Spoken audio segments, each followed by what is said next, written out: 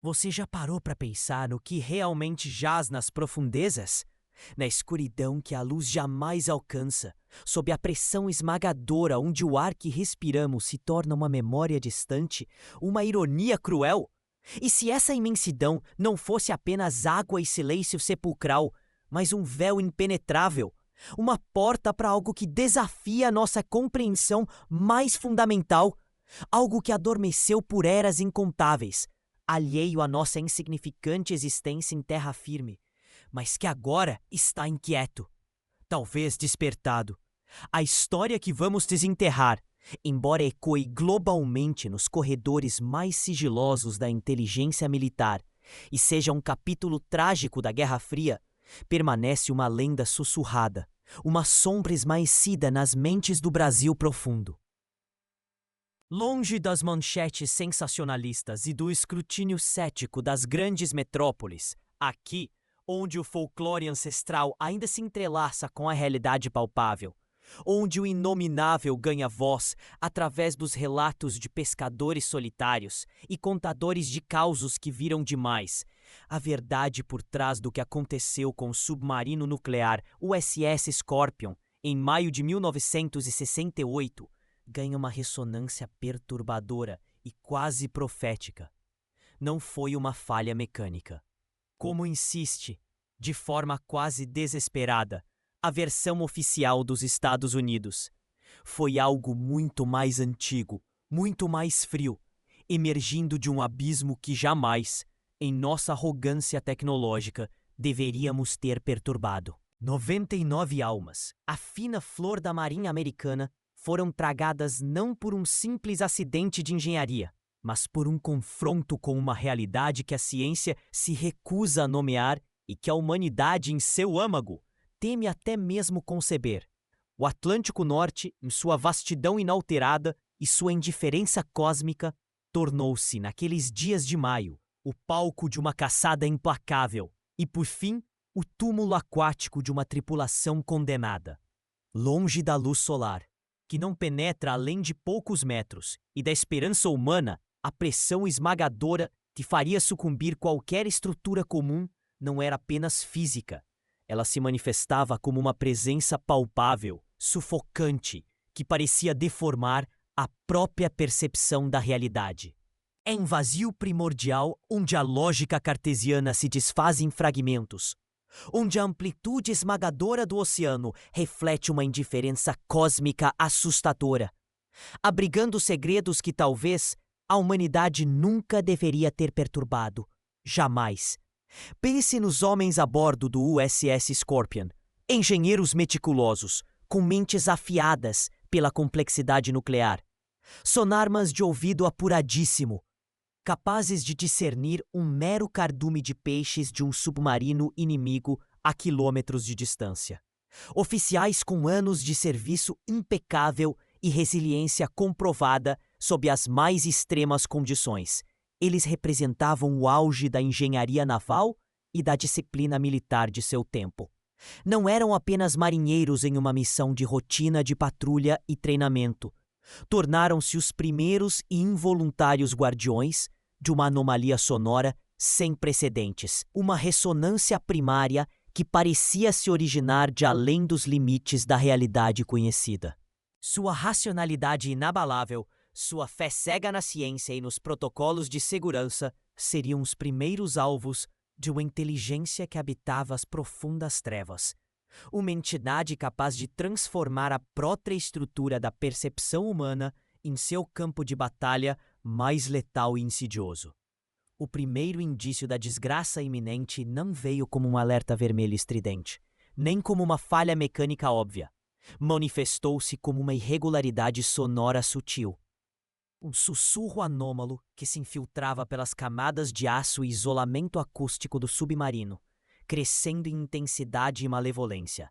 Eram ecos inexplicáveis, captados pelos sensíveis equipamentos de sonar, padrões que pareciam responder de forma inteligente aos pulsos do próprio submarino, desafiando toda a lógica acústica conhecida.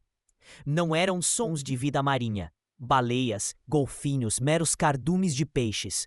Nada que o oceano pudesse gerar de forma natural. Não eram ruídos de falhas estruturais, nem os chiados familiares dos ecos distorcidos pelas correntes oceânicas ou ruídos de cavitação. Era uma espécie de murmúrio primordial, uma melodia dissonante, hipnótica e aterrorizante, que parecia emergir não do vasto e conhecido oceano, mas de um espaço-tempo adjacente, sussurrando promessas e ameaças que penetravam não apenas o casco de aço robusto do Scorpion, mas a própria mente dos operadores do sonar, corroendo sua sanidade de dentro para fora. A tripulação, treinada para a adversidade e para a sanidade sob pressão extrema, enfrentou uma luta que transcendeu a mera sobrevivência contra a pressão esmagadora ou falhas técnicas previsíveis. Era uma guerra silenciosa, interna, contra uma força que atacava a própria sanidade, dissolvendo a fronteira tênue entre realidade e pesadelo mais vil. Cada medida de segurança, cada protocolo de emergência meticulosamente ensaiado ao longo de anos, cada avanço tecnológico do Scorpion, cuidadosamente projetado para proteger e garantir a supremacia naval, tornava-se inútil, ou pior ainda, um vetor para a influência corrosiva da entidade. A disciplina militar e a lógica científica que os definiam e os tornavam a elite eram corroídas sistematicamente, revelando a fragilidade da mente humana diante do incompreensível, transformando o mais avançado submarino nuclear de seu tempo em uma tumba flutuante, onde a loucura era a única passageira permitida. Os arquivos navais desclassificados, com suas passagens riscadas, informações truncadas e contradições evidentes, juntamente com os poucos e enigmáticos fragmentos de diários recuperados da carcaça amassada do Scorpion, apenas arranham a superfície da verdade.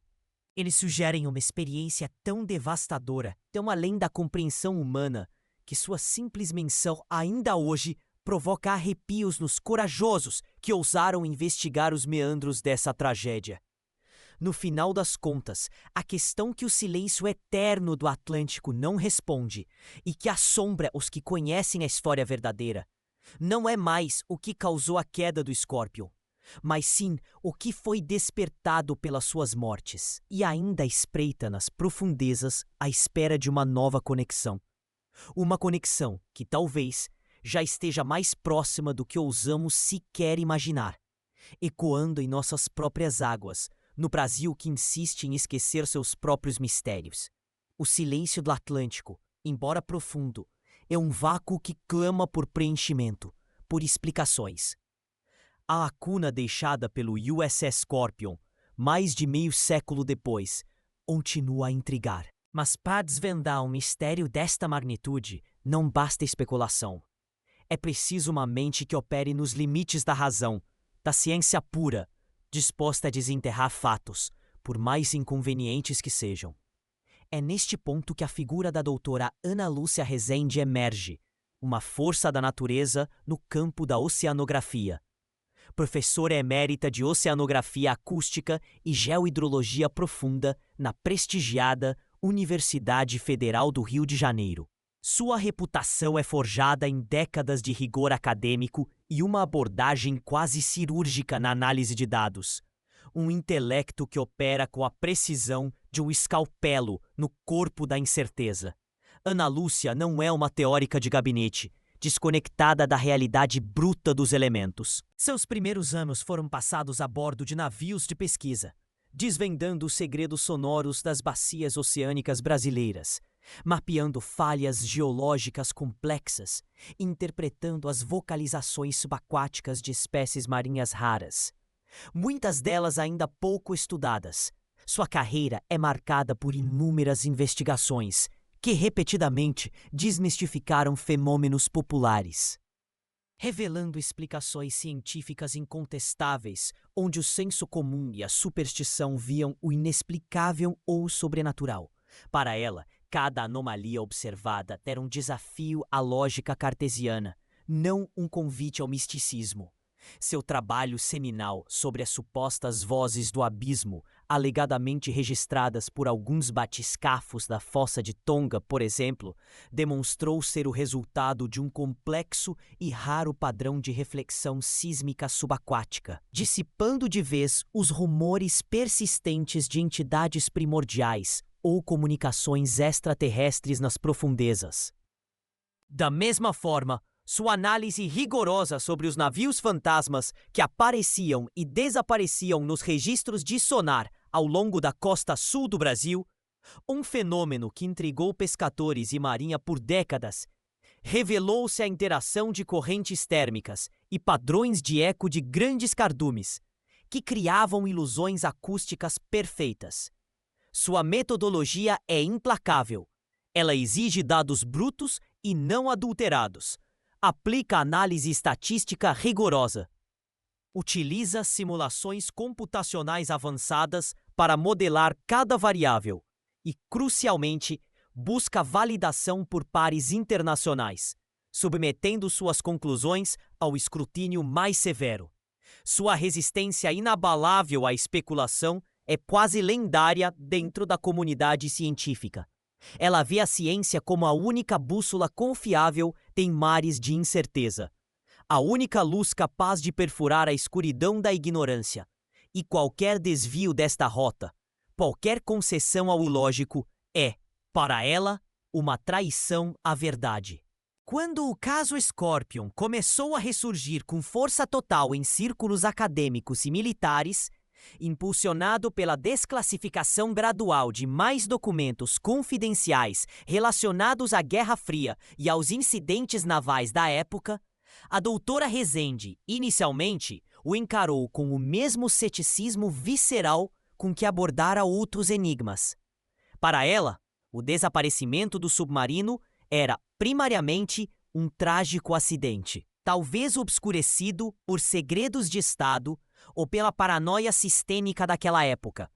A ideia de que algo inimaginável ou de origem desconhecida pudesse ter sido a causa era, em sua visão, uma narrativa fácil, um atalho conveniente para quem não queria ou não podia investigar a fundo, ou para quem simplesmente se rendia ao mistério ao invés de desvendá-lo. A doutora Rezende não se interessa por mistérios no sentido sensacionalista da palavra. Ela se sente atraída por problemas científicos complexos, por equações que exigem soluções elegantes e baseadas em evidências irrefutáveis. Sua biblioteca pessoal, mais do que uma mera coleção de livros, é um arquivo vivo e meticulosamente organizado de artigos científicos, relatórios de expedições marítimas, patentes de tecnologias de sonar e uma vasta coleção de dados acústicos de todo o mundo. Para ela, a verdade não é algo que se encontra em sussurros ou boatos infundados, mas algo que se extrai com esforço titânico, paciência infinita e uma inabalável fé na capacidade da razão humana de decifrar os mais intrincados segredos do universo. Foi essa busca incessante pela clareza, esse desejo premente de despir o complexo de suas camadas de especulação e folclore, que a levou a cruzar o caminho do Scorpion. Não por acreditar em ecos de morte sem explicação no sentido metafísico, mas por um impulso inato de compreender o que, afinal, a ciência ainda não havia respondido de forma definitiva. Um buraco inexplicável nos dados que clamava por uma explicação racional. Seu interesse inicial no Scorpion, portanto, não nasceu de uma curiosidade sobre o sobrenatural ou o fantástico, mas de uma discrepância particular no registro acústico oficial.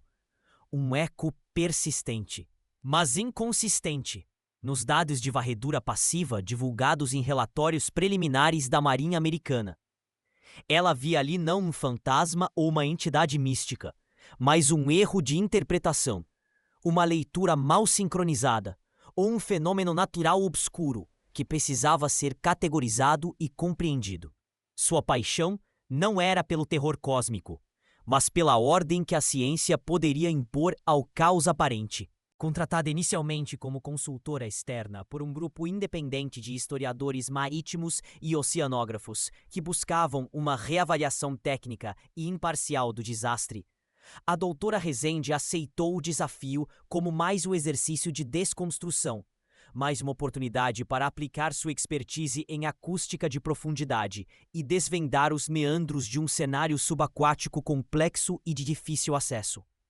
Ela estava lá para trazer luz, para usar o rigor de seu intelecto e de sua metodologia para dissipar as sombras da incerteza, não para abraçar a escuridão do inexplicável. Seu objetivo era fornecer uma explicação sólida, baseada puramente em física, mecânica, hidrodinâmica e oceanografia, que pudesse finalmente sepultar as teorias mais fantasiosas e conspiratórias que rondavam o destino do submarino. O que ela não sabia, contudo, é que a verdade neste caso específico recusava-se obstinadamente a ser sepultada por qualquer lógica humana. E ela, a mais racional das mentes, seria a primeira a confrontar os limites do que a razão podia suportar. O silêncio das profundezas, aquele manto primordial que envolve a vida marinha em uma quietude absoluta, foi a primeira vítima a bordo do USS Scorpion. O que se seguiu não foi um som, mas uma distorção do próprio vazio. Em seu ventre de aço, a elite da marinha americana mantinha a disciplina de ferro, mas nem mesmo a rigidez militar poderia preparar a mente humana para o que os sonarmans do Scorpion começaram a registrar. Não eram simples ecos de bancadas oceânicas ou o murmúrio da vida marinha. Era algo diferente, algo que parecia conversar de volta. Os primeiros indícios vieram como assinaturas acústicas irregulares. Pulsos que, ao invés de se dissiparem ou retornarem de forma previsível, ressoavam com uma estranha inteligência. Pense em um morcego ecolocalizando sua presa. Agora, imagine a presa respondendo ao morcego, não como um eco, mas com uma frase musical, uma cadência que se alterava e evoluía. Os sonarmans, homens treinados para discernir a melodia mecânica dos torpedos inimigos e o sussurro dos navios de superfície, viram-se diante de um enigma que desafiava todos os seus manuais. O comandante Slattery, um lobo do mar com décadas de experiência, inicialmente descartou os relatórios como anomalias eletromagnéticas ou falhas no equipamento. A ciência oferecia um consolo em sua capacidade de categorizar o inexplicável, mas o inexplicável persistiu. Suboficial Miller, o mais experiente dos operadores de sonar, foi o primeiro a sentir o peso do que estava acontecendo. Suas transcrições iniciais, recuperadas em fragmentos e analisadas por equipes multidisciplinares, incluindo a nossa, anos depois, descrevem padrões que se repetiam, não como algoritmos, mas como linguagens. Uma sequência específica que ele apelidou de o lamento parecia se infiltrar não apenas nos fones de ouvido, mas diretamente na mente. Começou como um zumbido, uma frequência quase inaudível que aos poucos ganhava corpo, transformando-se em um coro dissonante que parecia reverberar das próprias paredes do submarino. Miller começou a relatar visões periféricas, sombras movendo-se no canto de seu olho, mesmo na iluminação fria e constante da sala de controle. A sanidade para marinheiros em um submarino é uma fortaleza construída sobre a rotina, a lógica e a camaradagem. Quando a lógica começou a se desfazer, a fortaleza estremeceu.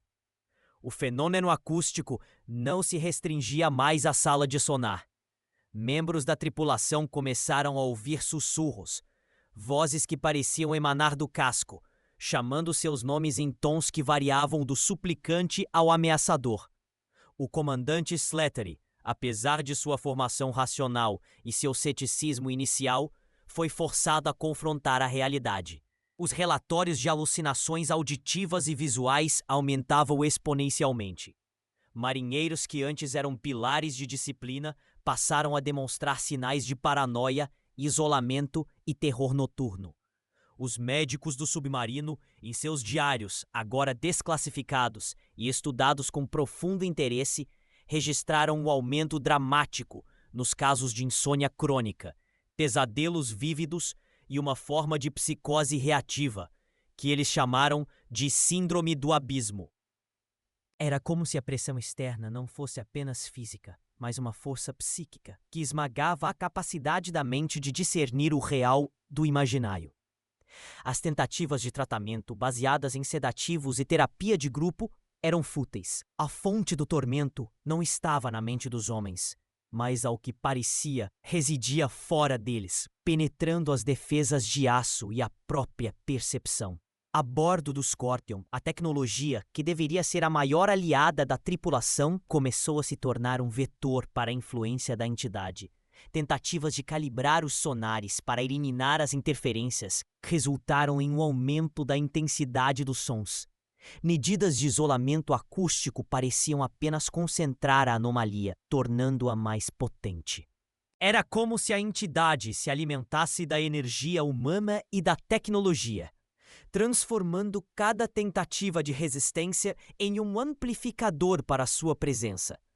A comunicação interna falhava, os sistemas de navegação apresentavam inconsistências inexplicáveis, e o mais perturbador, a temperatura interna do submarino começou a flutuar de forma errática, criando correntes de ar gelado em compartimentos selados.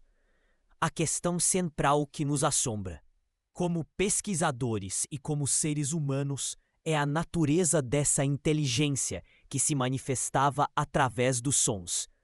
Seria uma forma de vida desconhecida? Um resquício primordial de uma era geológica inimaginável? Ou algo ainda mais perturbador? Uma entidade que compreende a linguagem humana, a tecnologia e que manipulava a percepção de seus alvos. A Marinha dos Estados Unidos, em seus relatórios técnicos sobre o incidente do Scorpion, nunca se aprofundou nesses aspectos. Eles se ativeram aos fatos concretos, a perda do submarino, as causas mecânicas. Mas os ecos dos diários, dos fragmentos de relatórios psicológicos, pintam um quadro muito diferente. Pintam um cenário onde o primeiro contato não foi com uma forma de vida alienígena em outro planeta, mas com algo que residia sob nossos próprios oceanos, algo que observava e agora, finalmente, agia. É um lembrete sombrio da nossa própria insignificância. Por mais que a ciência avance, por mais que a tecnologia nos dê a ilusão de controle sobre o ambiente, existem abismos, sejam eles físicos ou metafísicos, onde nossa lógica se dissolve e nossa sanidade se torna um brinquedo nas mãos de forças incompreensíveis. O Scorpion, com seus 99 tripulantes, tornou-se assim não apenas um túmulo submerso, mas um arquivo vivo, um testemunho silencioso do momento em que a humanidade, sem saber, perturbou algo muito, muito antigo. E esse algo agora estava ciente de nós. Nas profundezas insondáveis do Atlântico Norte, onde a luz do sol jamais ousa penetrar e o silêncio é tão absoluto quanto a escuridão, o USS Scorpion operava em sua rotina metódica. Um gigante de aço e tecnologia. Era o auge da engenharia naval americana, uma fortaleza flutuante projetada para a supremacia em um ambiente hostil. A bordo, 99 almas, a fina flor da marinha, homens de ciência e de ferro, acostumados à disciplina e à lógica implacável que governa a vida submarina. Mas nem a ciência, nem a disciplina seriam suficientes para o que estava por vir. O primeiro sinal, tão sutil que poderia ser descartado como mero defeito de equipamento ou uma anomalia natural, veio através dos hidrofones do Scorpion. O operador de sonar-chefe, Robert Bob Miller, um veterano com mais de uma década de serviço, conhecido por sua audição quase mística e sua capacidade de decifrar os murmúrios mais sutis do oceano, foi o primeiro a sentir a pontada da discórdia. Não era um ruído, mas uma quebra na sinfonia habitual das profundezas. Um eco era um som que parecia não pertencer a esse plano de existência. Uma nota desafinada num concerto primordial. A princípio, Miller tentou se convencer de uma falha. Fez todas as checagens de rotina, recalibrou cada sensor, executou diagnósticos completos. Os relatórios indicavam perfeição operacional. No entanto, o pulso retornou, e depois, novamente, com intervalos irregulares que, paradoxalmente, sugeriam uma estranha inteligência. Não eram aleatórios, mas pareciam responder. Quando o Scorpion alterava sua rota ou ajustava a profundidade, a anomalia se manifestava com uma ligeira, quase imperceptível mudança em sua tonalidade ou cadência. Uma dança macabra, onde o predador e a presa não eram definidos pelos limites conhecidos da biologia marinha. O tenente-comandante Thomas Reed, oficial de operações, após testemunhar os padrões por si mesmo, não conseguiu mais descartá-los. Seus olhos, antes confiantes, agora espelhavam a incerteza. Você tem certeza, Bob? Não é uma baleia? Um fenômeno térmico? Miller balançou a cabeça. Não, senhor. É diferente. Como se estivesse respondendo aos nossos próprios pings. Mas não é um eco. É uma nota nova. Uma nota que não deveria existir. Reed observou o console de Miller por longos minutos, sentindo a mesma inquietação fria que começava a corroer a equipe de sonar. A peculiaridade mais alarmante, e a que mais rapidamente corroeu a serenidade da tripulação da sala de sonar, foi a aparente inteligência do padrão. Os pulsos anômalos não eram aleatórios. Pareciam reagir aos padrões de busca do Scorpion. Quando o submarino alterava a frequência de seu sonar ativo, a resposta também mudava, mantendo uma dissonância estranha, quase um contraponto musical macabro. Era como se aquilo que estava lá fora estivesse estudando-os, brincando com eles, enviando um sinal incompreensível, mas inegavelmente dirigido. A notícia se espalhou silenciosamente pela seção de operações. Algo estranho no sonar, sussurravam. O comandante da tripulação, o capitão Francis Lettery, um homem pragmático acostumado a lidar com crises sob pressão, exigiu relatórios detalhados. Ele mandou que a equipe de engenharia verificasse cada centímetro dos sistemas de sonar e hidrofones. Nada. Nenhum defeito. Nenhum cabo solto. Nenhuma falha de software. Os equipamentos funcionavam com precisão impecável, tornando a anomalia ainda mais inexplicável e aterrorizante. A lógica, até então farol que guiava esses homens, começava a vacilar, substituída por um pressentimento gélido e paralisante.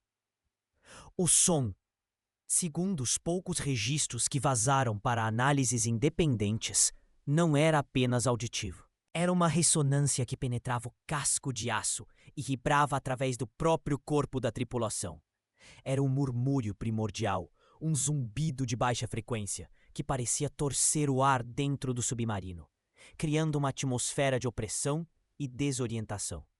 Os operadores de sonar, os mais expostos a essa influência constante, começaram a relatar dores de cabeça persistentes, insônia e pesadelos lúcidos onde o oceano se transformava em um labirinto de sombras pulsantes.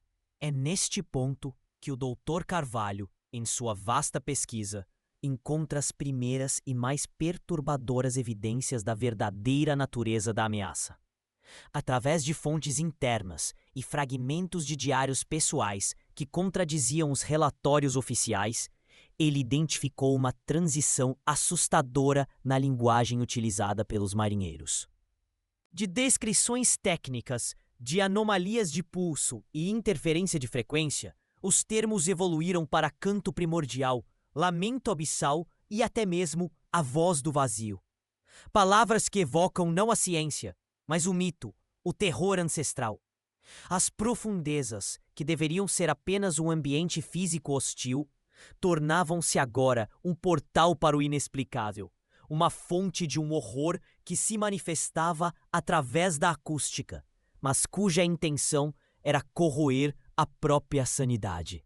A fadiga, antes apenas física, começou a se manifestar como uma exaustão mental profunda entre a equipe de sonar. A paranoia se instalou. Olhavam para as paredes de aço, pros tubos e válvulas, como se a própria estrutura do Scorpion pudesse, a qualquer momento, ceder não à pressão da água, mas à pressão de algo invisível, inaudível para a maioria, mas que pulsava e respirava nas profundezas. A pressão esmagadora do oceano, que já era uma constante ameaça física, agora ganhava uma dimensão psíquica. A vastidão inalterada do Atlântico, que antes representava apenas a imensidão da natureza, agora refletia uma indiferença cósmica aterrorizante, abrigando segredos que a humanidade, em sua vã presunção tecnológica, nunca deveria ter perturbado. O Scorpion não estava apenas navegando, estava adentrando um domínio que não era mapeado por cartas náuticas nem compreendido pela física.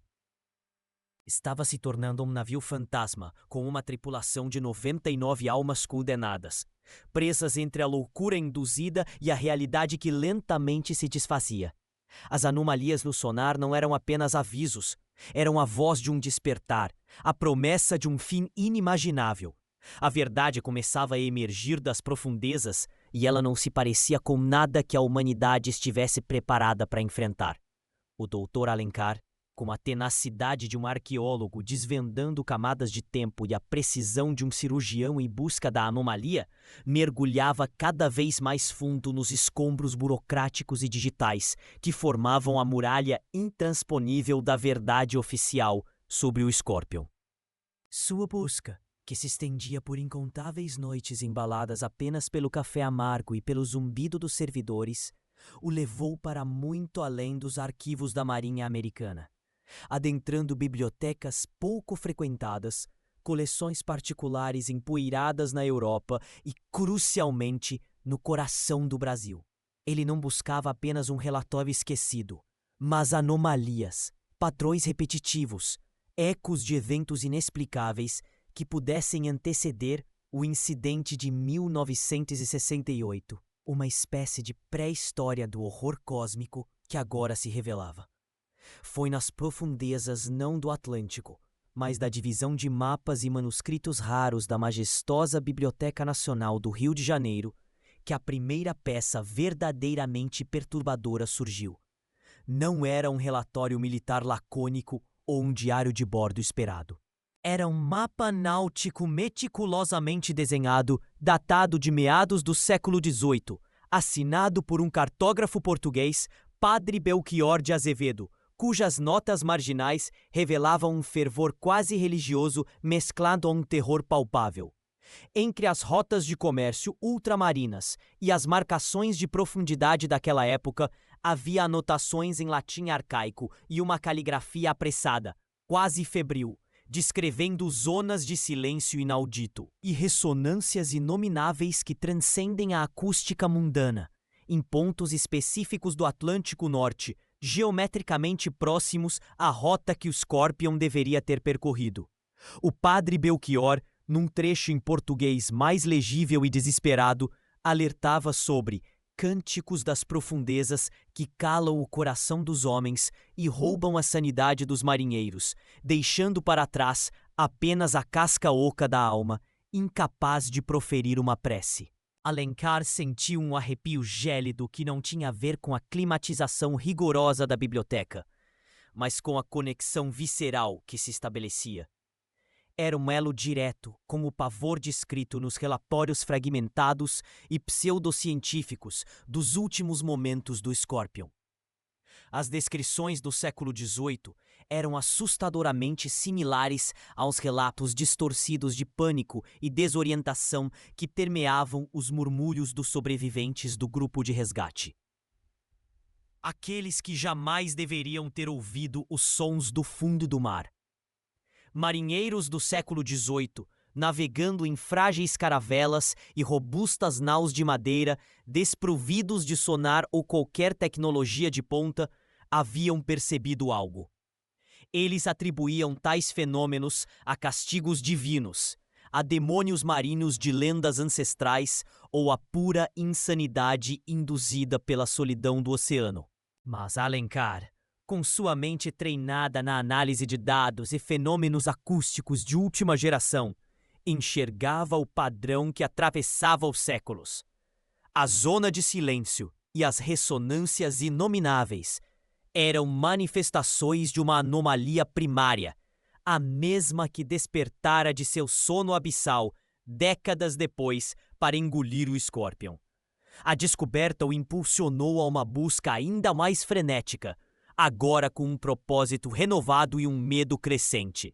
Ele encontrou registros análogos em arquivos paroquiais e conventos antigos no Nordeste brasileiro.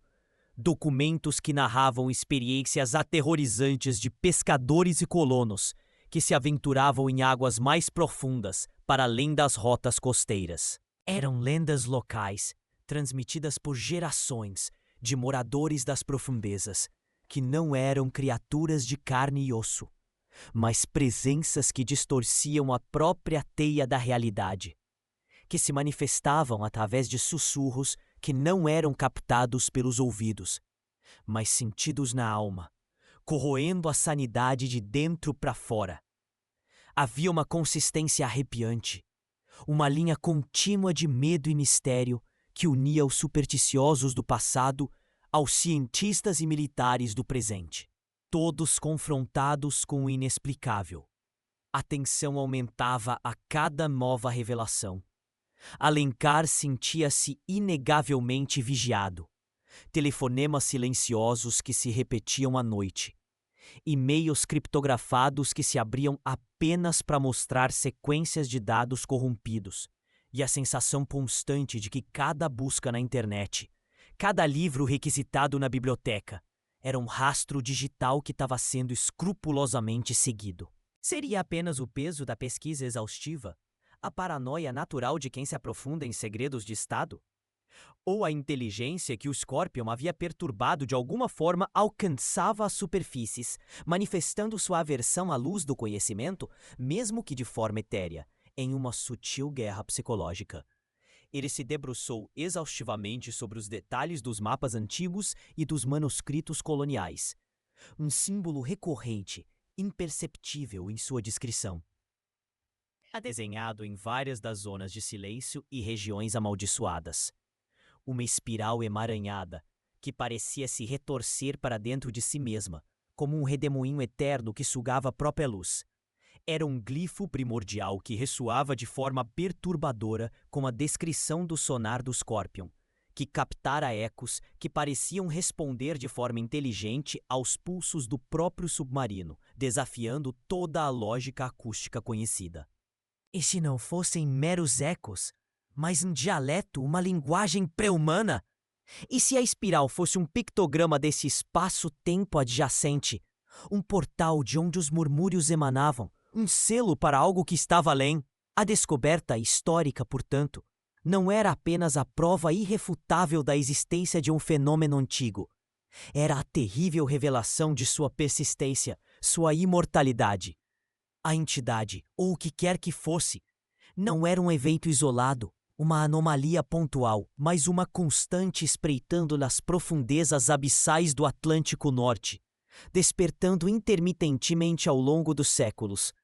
O Scorpion não foi a primeira vítima, mas talvez a primeira a registrar cientificamente a presença, a dar um nome aterrorizante para aquilo que os antigos temiam. Os marinheiros do século XVIII, com seus gritos abafados pela distância e pelo tempo, foram os primeiros a provar o sabor amargo da loucura vinda do abismo.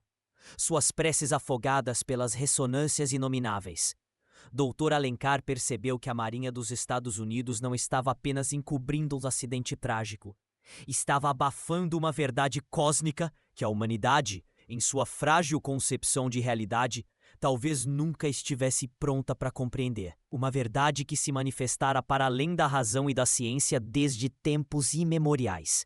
Uma testemunha silenciosa da insignificância humana.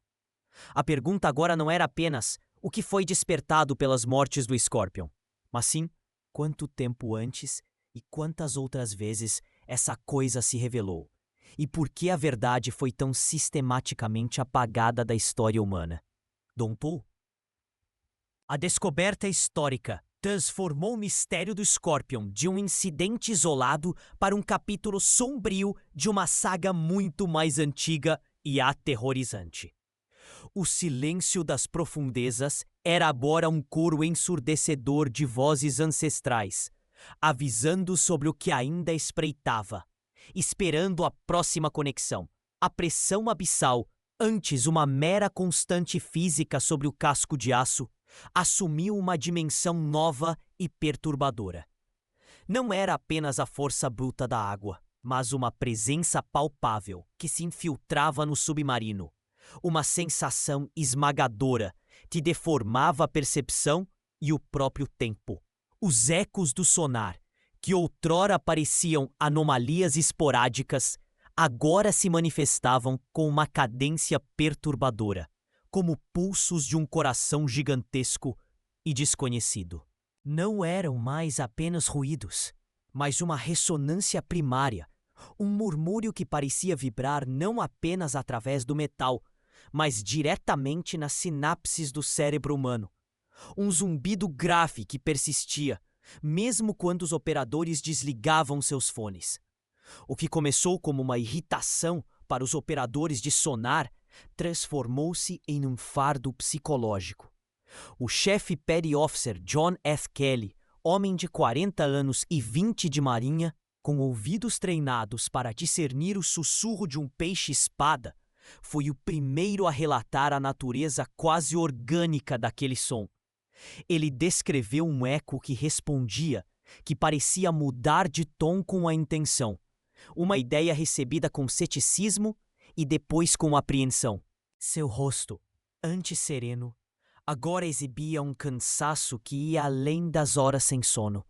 Um peso invisível que torcia os cantos de sua boca e anuviava seu olhar. A racionalidade, baluarte da disciplina militar, começou a ceder.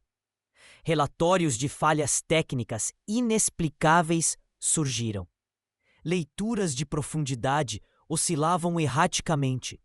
Sistemas de comunicação apresentavam estática intrusiva que, por vezes, parecia carregar vozes indistintas, sussurros em uma língua impossível. O sistema de navegação, o milagre da engenharia, exibia desvios sutis, mas persistentes, como se a bússola magnética estivesse sendo distorcida por um campo de força invisível, arrastando o submarino para longe de sua rota.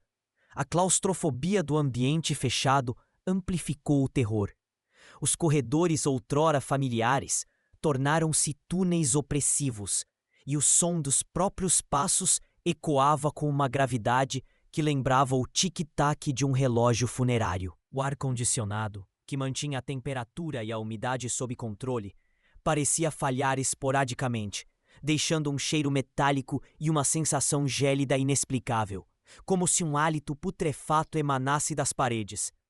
Era como se a própria estrutura do Scorpion estivesse sendo assaltada não por um inimigo visível, mas por uma intemperança primordial, uma força que zombava da tecnologia humana e da ordem cartesiana, subvertendo a própria física interna da embarcação. O Dr. Elias Nogueira, em seus estudos sobre os registros desclassificados e relatos dispersos, sempre salientou que a mente humana, por mais resiliente que seja, possui limites intransponíveis diante do inexplicável. Ele traçou paralelos entre os relatos da tripulação do Scorpion e o que se conhece sobre certas patologias de privação sensorial. No entanto, ele notou uma diferença crucial. Não era apenas uma mente se desfazendo, mas uma mente sendo ativamente moldada, distorcida por uma inteligência externa, uma arquitetura de terror que operava em nível subatômico.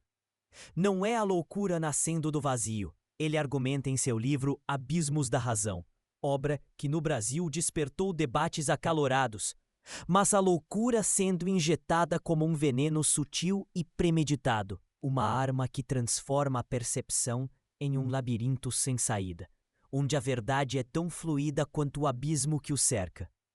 A primeira manifestação visual do fenômeno foi sutil, quase imperceptível. Focos de luz nos corredores do Scorpion cintilavam, e por breves instantes a luz parecia se curvar, criando distorções visuais que faziam as paredes parecerem ondular, as sombras se alongarem de maneira antinatural e os rostos dos colegas assumirem expressões grotescas por uma fração de segundo. Oficiais de prontidão relatavam vislumbres periféricos de formas que não deveriam estar ali, vultos que se desfaziam ao serem confrontados. Espectros que flutuavam no canto da visão, como manchas na retina que se recusavam a desaparecer. No compartimento de torpedos, onde a umidade era uma constante, alguns marinheiros juraram ter visto o que pareciam ser runas incandescentes, de um verde doentio e translúcido, cintilando por breves instantes nas superfícies metálicas úmidas, apenas para desaparecer sem deixar vestígios. Ninguém podia explicar a origem dessas ilusões, mas a mera possibilidade de sua existência corroía a confiança na realidade compartilhada. O pânico, antes contido pela férrea disciplina militar, começou a espreitar nas entrelinhas das conversas, nos olhares furtivos, no silêncio tenso que se instalava após cada incidente inexplicável. Um silêncio que parecia carregar o peso de 1000 segredos inconfessáveis. O capitão Francis Lettery, homem que personificava a calma sob pressão, começou a apresentar sinais de insônia severa.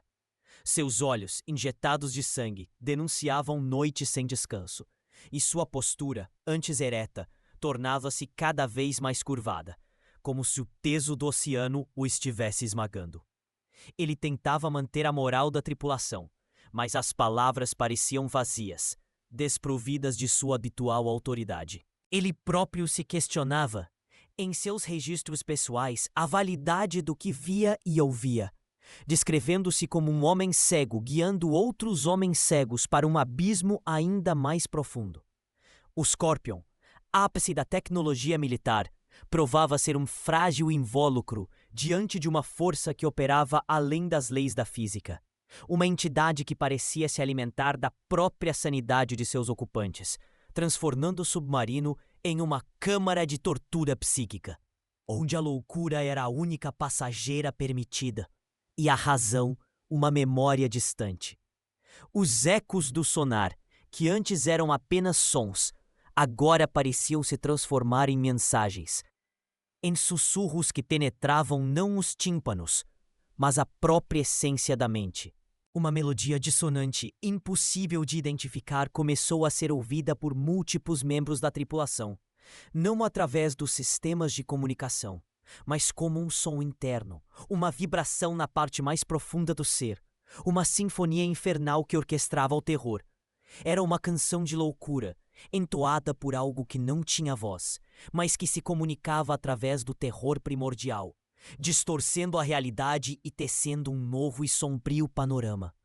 Nesse ponto, o Scorpion não era mais um navio, mas um receptáculo de pesadelos, à deriva em um mar de escuridão e uma verdade cósmica que a Marinha dos Estados Unidos tem trabalhado incansavelmente para manter sepultada.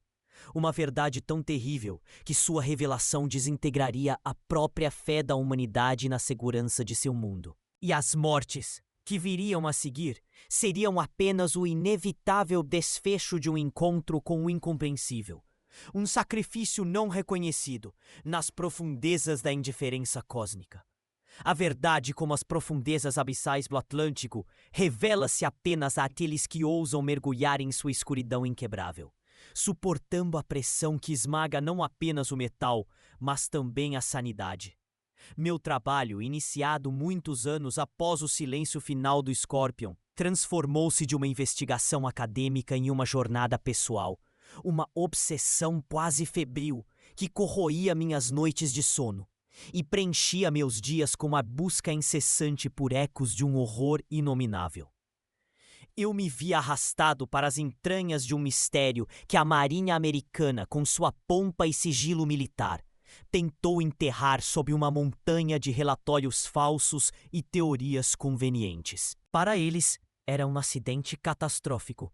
Para mim, era o eco gelado de um terror primordial, desperto de um sono milenar. E a cada nova descoberta, sentia que o abismo me observava de volta. Os primeiros passos dessa investigação aprofundada não foram nos arquivos convencionais, facilmente acessíveis e manipulados, mas nos corredores empoeirados de bibliotecas esquecidas, entre documentos negligenciados, até mesmo os de marinhas menores, como a nossa brasileira, que operavam ocasionalmente na mesma região do Atlântico Norte. Foi ali, sob a luz fraca de uma lâmpada fluorescente que piscava, revirando microfichas amareladas e relatórios de rotina de embarcações de pesquisa oceanográfica brasileiras dos anos 60, que encontrei as primeiras anomalias que confirmavam, de forma perturbadora, minha intuição mais sombria. Um mapeamento sísmico experimental, conduzido por uma equipe da Universidade Federal do Rio Grande, em 1967, na mesma área geográfica que mais tarde seria o túmulo do Scorpion, registrava padrões de ressonância no leito oceânico que desafiavam toda a lógica geológica conhecida. Não eram falhas tectônicas, nem depósitos minerais, muito menos simples correntes submarinas. Eram assinaturas acústicas que, segundo as notas marginais apressadas e quase ilegíveis de um jovem sismólogo, pareciam vibrar com uma inteligência antinatural, quase rítmica, como se um coração gigantesco e distorcido pulsasse no fundo do mundo, o órgão de uma criatura que desafiava a própria matéria. Esses documentos, antes arquivados como meros erros de sensor ou falhas de calibração, agora, à luz do destino do USS Scorpion, ganhavam um significado insuportavelmente sinistro. Um presságio subaquático que nos avisava do que jazia adormecido. A busca incessante por qualquer resíduo sonoro do Scorpion levou-me a uma análise exaustiva dos poucos fragmentos de sonar gravados antes do silêncio ensurdecedor, antes que o submarino fosse tragado. A versão oficial clamava por danos irreparáveis, por um ruído branco total que engolira todos os dados. Mas em laboratórios independentes, com acesso a tecnologias de filtragem de áudio desenvolvidas décadas depois da tragédia, foi possível extrair dos resíduos de ruído uma sequência de padrões que arrepiam a espinha, fazendo o sangue gelar nas veias e a mente questionar a própria realidade. Não era o som de uma implosão de casco, nem a deformação do metal sob pressão inimaginável. Era algo que antecedia o colapso estrutural. Uma série de pulsos de baixa frequência, de origem inegavelmente não mecânica, que se intercalavam com o que só poderia ser descrito como um coro distorcido, um lamento primordial que parecia vir de milhões de gargantas subaquáticas, um clamor de mundos esquecidos. Imagine o som abafado de pedras titânicas sendo moídas por uma força invisível, misturado ao sussurro de vozes que nunca existiram, cantando uma melodia dissonante que ecoava pelos oceanos, tudo a milhares de metros de profundidade, na escuridão perpétua. Era a voz da loucura encarnada, pura e primordial, capturada pelos microfones submarinos, um convite direto ao abismo mental, uma promessa de esquecimento. A resistência para acessar mais dados da Marinha dos EUAS era brutal, uma cortina de fumaça burocrática tecida com a mestria de quem tem muito a esconder, de quem protege um segredo que não pode ser revelado. Mas o destino, ou talvez a própria entidade das profundezas, de vez em quando abria uma fresta, uma brecha na armadura impenetrável do sigilo. Uma correspondência interna da Marinha, datada de poucos meses após o incidente, discutia a necessidade urgente de revisar os protocolos de interação com anomalias sonar ativas. E o mais chocante, mencionava relatórios psiquiátricos detalhados de membros das equipes de resgate e investigação que atuaram no pós-desastre. Esses indivíduos apresentavam distúrbios de percepção persistentes, alucinações auditivas e visuais intensas, além de intensa paranoia pós-traumática, sintomas que iam muito além do choque de testemunhar um desastre naval. Eles não viram a entidade em sua forma plena, é certo, mas sentiram seu rastro, como uma mancha invisível que corroía a mente de dentro para fora, deixando cicatrizes permanentes na psique e em seus destinos. Minha investigação se aprofundava também nas lendas e folclores marítimos brasileiros, em busca de paralelos, de ecos distantes dessa ameaça primária. No litoral nordestino, especialmente entre os pescadores mais antigos de Alagoas e Pernambuco, Existiam histórias de seres da profundeza, criaturas e, segundo a tradição oral, emergiam das correntes frias para roubar o juízo dos marinheiros, causando visões e vozes que os levavam à loucura e, por fim, ao abraço gélido do fundo do oceano. Essas não eram meras superstições de homens do mar, alucinações induzidas pela solidão ou pela fadiga, mas narrativas ancestrais de terror, passadas de geração em geração, que ganhavam um contorno macabro ao se alinhar com os relatórios confidenciais da Marinha Americana. Parecia que, de alguma forma, nossa própria cultura já havia tido um vislumbre da verdade, codificado em mitos e avisos. O ponto de virada veio com um contato inesperado. Um sussurro do passado que se recusava a ser silenciado. Um ex-operador de sonar da Marinha Americana, já idoso, corroído pela doença e por anos de culpa velada, me procurou após ler um de meus artigos iniciais. Ele vivia atormentado por pesadelos recorrentes e pelo que chamava de zumbido, um som constante e imperceptível para outros, que martelava incessantemente em sua mente. Ele me contou sobre anomalias que eram rotineiramente filtradas e ignoradas pela cadeia de comando, sobre a pressão insana para manter o sigilo, e sobre um evento específico. Durante uma varredura de fundo pós-Scorpion, ele captou um padrão que se repetia incessantemente, um tipo de assinatura que não era mecânica nem biológica, mas algo totalmente alienígena, que desafiava qualquer classificação. Ele descreveu-a como um pulsar que batia na alma, não no ouvido, e que causava náuseas inexplicáveis e um medo irracional e avassalador em toda a equipe do sonar. Esse homem, que testemunhou o horror do Scorpion através de seus fones de ouvido, corroído pela culpa e pelo terror silencioso, confirmou a existência de algo indizível nas profundezas. Uma presença malevolente, viva e consciente. Seu depoimento, embora não oficial, era o elo que faltava, a prova humana da presença da entidade, de sua influência psíquica e devastadora. Ele me mostrou anotações pessoais, desenhos de padrões sonoros que mais pareciam glifos, símbolos que se retorciam e se contorciam numa geometria impossível, como se tivessem sido feitos por uma mente alienígena, não por mãos humanas. Ele havia visto a loucura.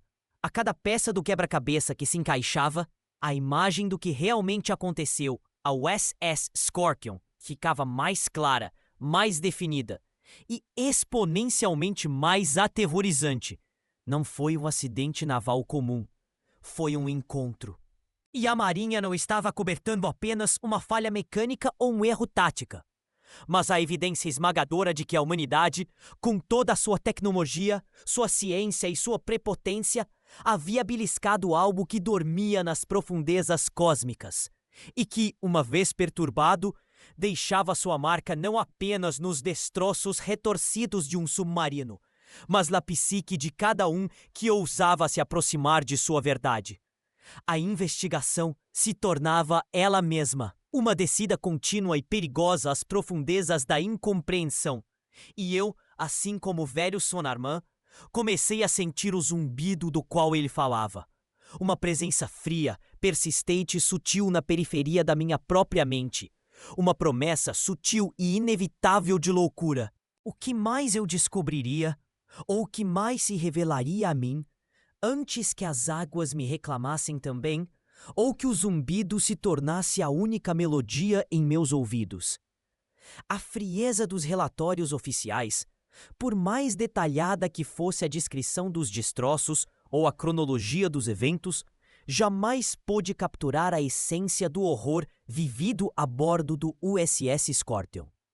O que a Marinha tentou selar sob toneladas de aço segredo não era apenas um acidente, mas um abismo. Nossa investigação, meticulosa e incessante, nos levou por trilhas de verdades inconvenientes e sussurros sufocados, conectando pontos que a lógica ocidental, avessa ao inexplicável, preferiria ignorar.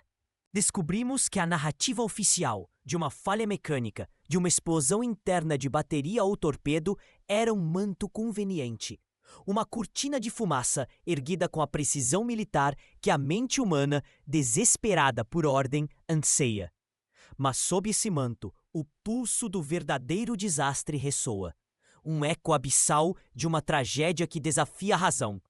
O que se abriu para a tripulação do Scorpion e para nós agora não foi um buraco no casco, mas uma fenda na própria realidade. Os ecos anômalos, o murmúrio primordial captado pelos sonares, não eram meras interferências. Eram a voz de algo que despertava, uma entidade para a qual a vida orgânica, a consciência humana, era um campo vibratório de interesse, um alimento para uma fome que transcendia a física conhecida. A Marinha, em sua lógica pragmática, tentou decifrar os sons com algoritmos, com análise espectral, buscando um padrão reconhecível. Mas como decifrar o indizível? Como categorizar o que existe fora de nossas dimensões de tempo e espaço? A anomalia sonora era, na verdade, uma consciência ancestral, uma inteligência cósmica adormecida, perturbada pela intrusão da tecnologia humana em seu santuário de escuridão e pressão. Os diários fragmentados, os relatórios médicos sigilosos que descreviam surtos psicóticos inexplicáveis entre a tripulação nas últimas horas, as entrevistas clandestinas com operacionais que anos depois ainda tremiam ao descrever murmúrios em suas cabeças, tudo isso tece um painel muito mais sombrio. Não era apenas o medo do desconhecido que corroía a sanidade dos homens do Scorpion. Era uma invasão psíquica, uma distorção da percepção induzida por uma força que, para ser compreendida, exige que a própria mente se desfaça. A entidade, em sua astúcia atemporal, não atacou o submarino com garras ou tentáculos visíveis. Ela atacou a mente, a alma, a protessência da humanidade dentro daquelas paredes de aço. A pressão esmagadora do oceano, de fato, se tornou um catalisador, um amplificador para a influência da entidade, transformando o submarino em uma câmara de tortura sensorial e mental. O clímax da tragédia não foi o momento da implosão, mas a agonia prolongada de 99 homens assistindo suas mentes se desintegrarem. A falha mecânica não foi o evento, mas a consequência. O Scorpion não foi destruído por um defeito, mas foi levado à autodestruição, à implosão, pela influência sistemática dessa inteligência abissal.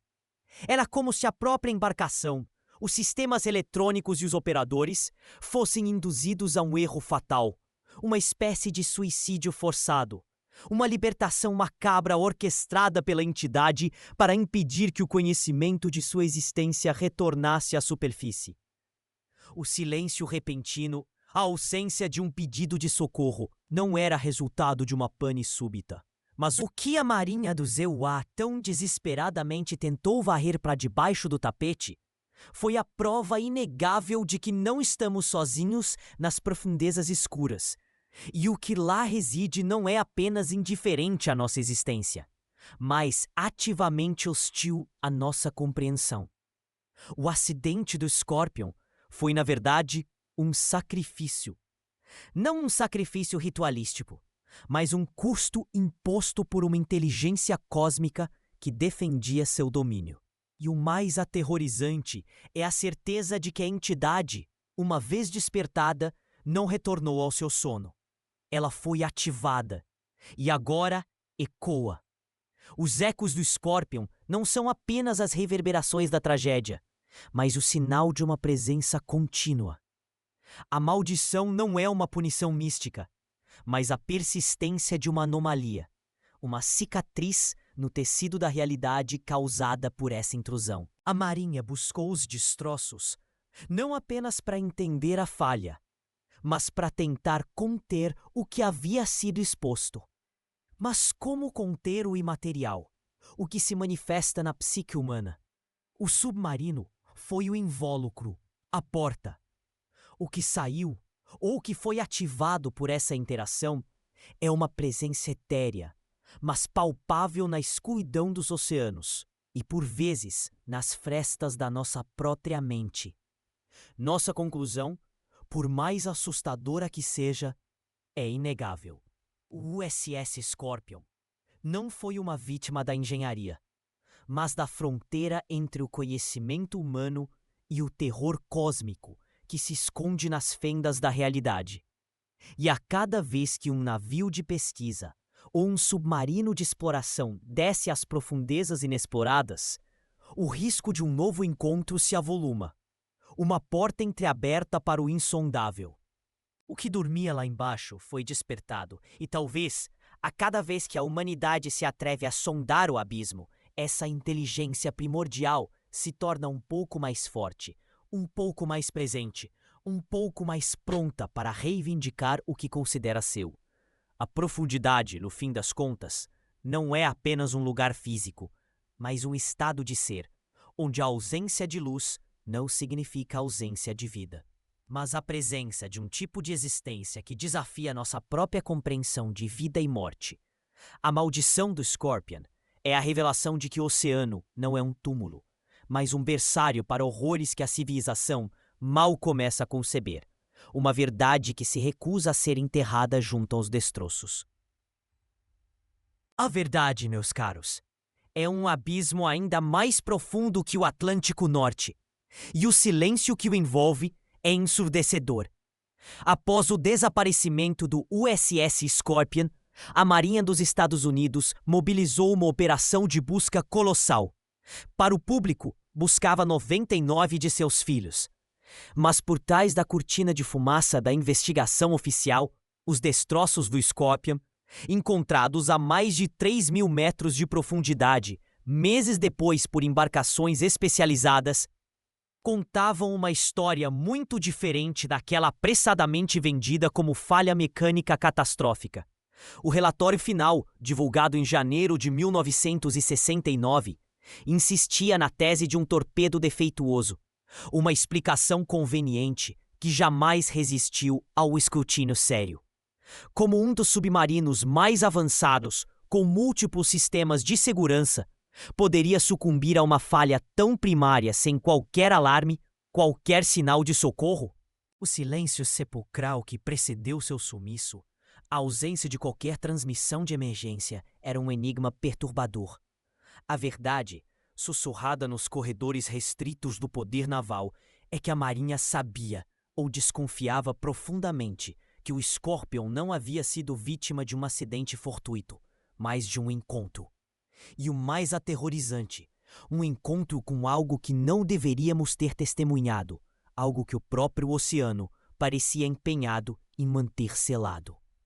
Aqueles poucos envolvidos na recuperação dos destroços ou na análise dos dados brutos, os especialistas em áudio que analisaram os hidrofones das Sossos, o sistema de vigilância sonora submarina ultra-secreto que detectou os últimos ruídos do Scorpion, foram implacavelmente silenciados. Suas carreiras foram interrompidas, suas vozes abafadas. Alguns desenvolveram distúrbios psicológicos severos, pesadelos recorrentes que os atormentavam, uma paranoia intensa. Outros simplesmente desapareceram da vista pública, reatribuídos a setores isolados onde seu conhecimento poderia ser contido e esquecido.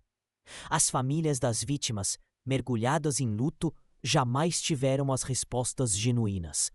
Apenas uma versão oficial plastificada, estéril, que tentava apagar a terrível sombra do incompreensível. A dor da perda somou-se à frustração e à sensação indizível de que seus entes queridos não só haviam morrido, mas haviam sido roubados duplamente, com a verdade sobre seu fim sendo impiedosamente enterrada sob camadas de segredo e burocracia. No Brasil, a notícia do desaparecimento do Scorpion gerou apreensão, especialmente entre estrategistas navais e cientistas oceanográficos que estudam nossa própria Amazônia Azul. Nossas vastas profundezas são lar de mistérios que, para muitos de nossos pesquisadores, e para a sabedoria popular costeira, transcendem a mera biologia ou geologia. Relatos de fenômenos inauditos, ecos estranhos e padrões sonoros anômalos em sonares de pesquisa ou de pesca em nossas próprias águas profundas não são novidade para quem se debruça sobre os arquivos menos formais da maritimidade brasileira, os diários de bordo de pescadores experientes ou as lendas que povoam as ilhas distantes. A tragédia do Scorpion, embora distante, reverberou como um alerta pungente. O que espreita nas profundezas abissais não respeita fronteiras. A resiliência de nossa própria frota exigia um entendimento de ameaças além do convencional. Para estudiosos como a professora Eliana Costa, renomada oceanógrafa e folclorista da Universidade Federal do Rio de Janeiro, a narrativa do Scorpion era um caso clássico de negação institucional. Um padrão repetido ao longo da história humana quando confrontados com o inexplicável, com o que rompe os paradigmas científicos. Ela e outros, com uma perspectiva cultural mais abrangente, sempre argumentaram que a ciência ocidental, em sua busca por catalogar e controlar, muitas vezes fecha os olhos para o que não pode ser medido, para o que resiste à lógica cartesiana, para o que existe nos interstícios da realidade conhecida. Para ela, o oceano sempre foi mais do que água e vida. É um repositório de memória primordial e de inteligências que antecedem a própria civilização. O Scorpion tornou-se, assim, um símbolo silencioso, mas poderoso do perigo inerente à nossa busca por dominar o desconhecido. Ao sondar as profundezas com tecnologias intrusivas, não estaremos apenas explorando, mas talvez, inadvertidamente, despertando algo que jaz adormecido há eras, uma consciência primordial que habita os recantos mais escuros de nosso próprio planeta. As ondas de pressão que aniquilaram o Scorpion não foram apenas físicas, foram o eco de uma resposta. A punição inexorável por uma intrusão indesejada. A entidade, ou aquilo que se manifestou para a tripulação do Scorpion em seus momentos finais de terror, operava em um nível que transcendia nossa compreensão da física, da biologia e da própria sanidade. Ela não precisava de garras ou tentáculos. Sua arma era a loucura. A desintegração progressiva da realidade perceptível, a corrosão da mente humana.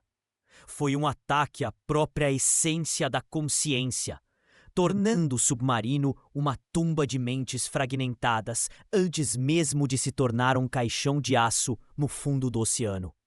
O legado do Scorpion não é apenas um memorial a 99 homens perdidos para o abismo.